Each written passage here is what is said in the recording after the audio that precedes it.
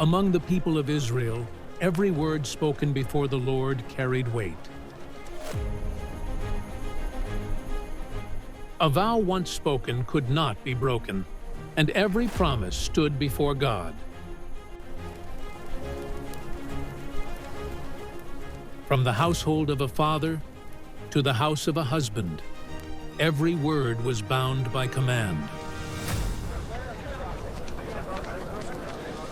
But the word of the Lord did not end with vows.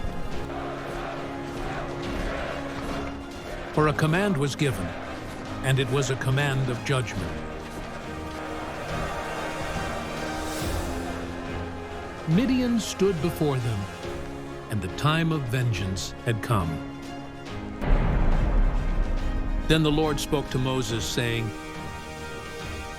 And Moses spoke to the heads of the tribes of the sons of Israel. This is the word which the Lord has commanded. If a man makes a vow to the Lord, or takes an oath to bind himself, he shall not break his word. He shall do according to everything that comes out of his mouth. If a woman makes a vow in her father's house in her youth, and her father hears her vow and says nothing to her, then her vow shall stand. But if her father forbids her on the day he hears, her vow shall not stand. If she is married, and her husband hears her vow, and says nothing to her, then her vow shall stand.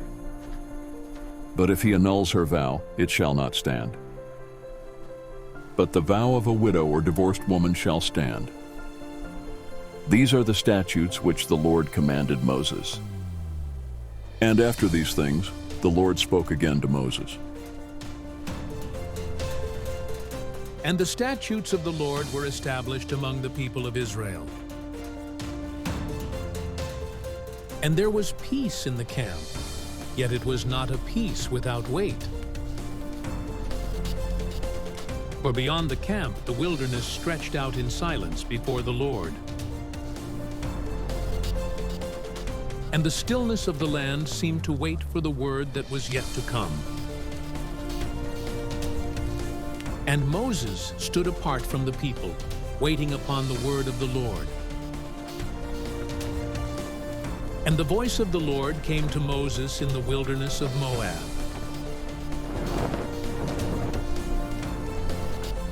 Then the Lord spoke to Moses, saying, Take vengeance on the Midianites for the sons of Israel.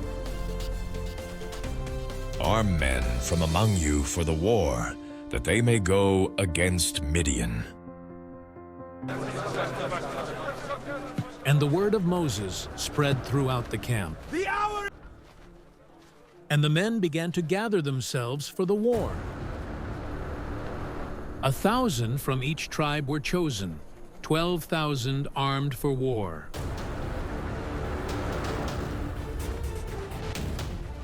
Phinehas, the son of Eleazar, went with them, carrying the holy items and the trumpets. And they went to war, as the Lord had commanded Moses. And the army of Israel moved forward into the land. And they entered into the regions of Midian, according to the command of the Lord. And the land became filled with the movement of war.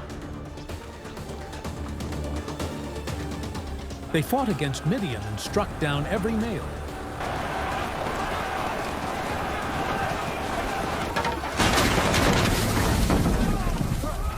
They killed the kings of Midian, and Balaam the son of Peor fell by the sword.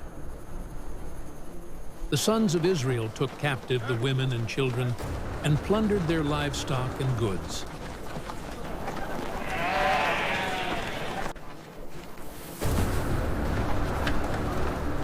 They burned their cities and their encampments. They returned to Moses, Eleazar, and the congregation at the plains of Moab. Have you spared all the women? And a heavy silence fell over the camp. We have brought the captives and the spoil, as the Lord commanded. And Moses spoke again with a strong voice to the commanders of Israel. For they had led Israel into unfaithfulness against the Lord in the matter of Peor. And Moses commanded that the captives be separated according to the word of the Lord. And the command was carried out among the captives according to the word given. And the men of war went outside the camp to remain apart. And they began to purify themselves after the battle. Everything that could endure fire was passed through fire, and the rest through water. And after the days of purification, they returned to the camp. And the spoils of war were counted among the people of Israel. And the spoils were brought forward and laid out before the leaders of Israel. Check the counts. And the spoils were carefully divided between the warriors and the congregation. And a portion was set apart as an offering to the Lord. And the tribute was brought to Eleazar the priest before the Lord. Pleasing to the Lord. And the commanders of the army came near with an offering in their hands. And they brought gold, bracelets, rings, and ornaments to make atonement before the Lord. And they said, "Not one man of us is missing." We held the line. And the gold was taken and brought into the tent of meeting. And it was set as a memorial before the Lord for the sons of Israel.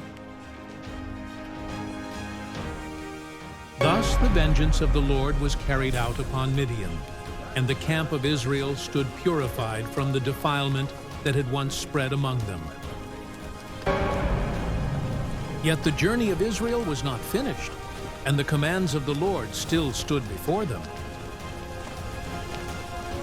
For the land beyond the Jordan lay before them, and decisions yet to be made would shape the inheritance of the tribes of Israel.